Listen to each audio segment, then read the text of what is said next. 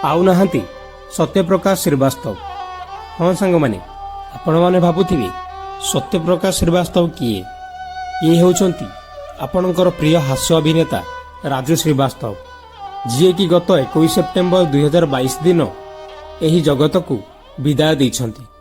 गत 42 दिन धरी दिल्ली रे एक डाक्तरखाना रे जीवन और मृत्यु मध्य युद्ध करुवा राजू श्रीवास्तव शेष में एही जीवन युद्ध रे हारी जाइथिले एवं एही जगत को सबुदिन पई विदाय दे देइथिले। राजू श्रीवास्तव जिम रे ट्रेडमिल उपरे वर्कआउट करुवा बेले छाती रे जंत्रणा अनुभव करथिले। एहा परे अगस्ट 10 तारिख रे तांकु डाक्तरखाना रे भर्ती करा जाइथिला, जेउठारे डाक्तर माने कहिथिले जे तांकर हृदयघात होईछि। एहा परे राजू को एंजियोप्लास्टी करा जाइथिला। सेही दिन ठारू राजू श्रीवास्तव दिल्ली रो एम्स रे चिकित्सित हेउथिले। राजू श्रीवास्तव एंजियोप्लास्टी पर ठारू वेंटिलेटर रे थिले। राजू को परिवार विषय रे होछि 1943 मसीह रे राजू तांको पत्नी शिखा को विवाह करिथिले। सेमानकर दुईटी संतान अछि। झियो ना हेउछि अंतरा एवं पुओ ना हेउछि आयुष्मान। कवि परिवार रे जन्म ग्रहण करथिले। राजू श्रीवास्तव 25 डिसेम्बर 1963 रे उत्तर प्रदेश रो कानपुर रे जन्म ग्रहण करथिले। राजू को पिता रमेश चंद्र श्रीवास्तव जने जनाशुना कवि थिले एवं से बलई काका भाव में प्रसिद्ध थिले। कानपुर रे तांको पितांकर एक विशेष मान्यता थिला। आद्य दिन रे राजू सेलिब्रिटी मानकर अनुकरण को भल पाउथिले, जहा माध्यम रे से लोकन को मनोरंजन करुथिले। धीरे धीरे राजू श्रीवास्तव केवल घरे एवं विद्यालय रे नुहे बरं बर्थडे पार्टी रे मध्य लोकन को मनोरंजन करबा आरंभ करथिले। अवश्य एही हबी पई तांको अनेक समय रे तांको मां को द्वारा गाली दिया जाउथिला, कारण से चाहुथिले जे राजू पाठ पढ़ी एक भल मनीष हेउ, किंतु भाग्य मन रे आउ किछि लेखा थिला। सोले राजू को भाग्य बदलाइथिला। सांग माने एहा काहाठारु लुकायत नुह जे राजू श्रीवास्तव मेगास्टार अमिताभ बच्चन जड़े बड़ प्रशंसक थिले। तांको अनेक समय रे तांको अभिनय रे अनुकरण करिथिबा देखिବାକୁ मिलिथिला। विशेषकर से कौन बनेगा करोड़पति को नहीं बहुबार अभिनय मध्य करिसंती।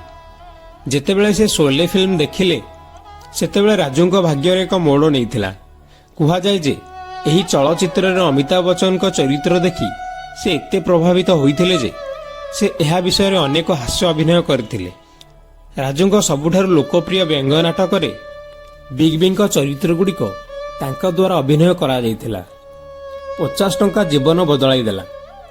राजू श्रीवास्तव पूर्वरु केवल निज आनंद पाई लोकों को मनोरंजन पाई पार्टी रे लोकों को हसाउथिले। से पर्यंत से जानि नथिले जे एहा एक वृत्ति भाव में मध्य होई परिबो। थरे राजू एक पार्टी रे लोकों को हसाउथिले। सेतेबेले जणे व्यक्ति तांकु 50 टंका नोट देइथिले। प्रारंभ रे राजू बुझी पारिले नाही जे बस धरिया पाई तांकु टंका दिया जाइथिला कि ताहा केवल तांकु दिया जाइथिला। एहा परे राजू उक्त व्यक्ति को पचारिथिले जे से तांकु 50 टंका काहेकि देले।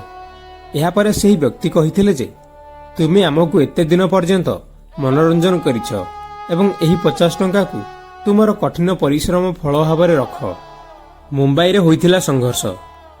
1982 मसीह रे उत्तर प्रदेश रो किछि बड़ शहर रे नाम कमाइबा परे राजू मुंबई जाइथिले, किंतु मुंबई रे निज पई अलग स्थान तैयारी करबा एते सहज नथिला। प्रारंभ दिन रे से किछि स्थानीय ऑर्केस्ट्रा सहित स्टेज शो करुथिले। एही समय रे से अमिताभ बच्चन को अनुकरण करुथिले एवं तांको छोट अमिताभ कहा जाउथिला। एही समय मध्यरे से किछि चलचित्र रे मध्य अभिनय करिथिले, जेउथिरे मैंने प्यार किया एवं तेजाब भली बड़ चलचित्र अंतर्भुक्त होइथिला। अवश्य तांकर एही भूमिका तांको इंडस्ट्री रे अधिक स्वीकृति पाइबारे साहाय्य कला नाही। लाफ्टर चैलेंज राजू को भाग्य बदलाई देइथिला।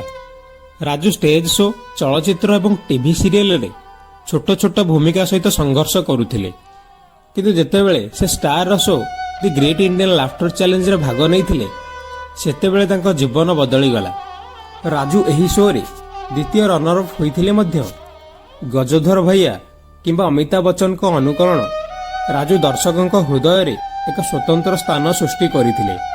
एहा परे से आउ पछकु चाहि नथिले। सांग माने एहा थिला राजू श्रीवास्तवଙ୍କର जीवनी। सांग माने तथ्यटी भल लागिले वीडियो को लाइक करबा सह ଚ୍ୟାନେଲକୁ ସବସ୍କ୍ରାଇବ୍ କରିବାରୁ ଜମାରୁ ଭୁଲିବେ ନାହିଁ। ଧନ୍ୟବାଦ।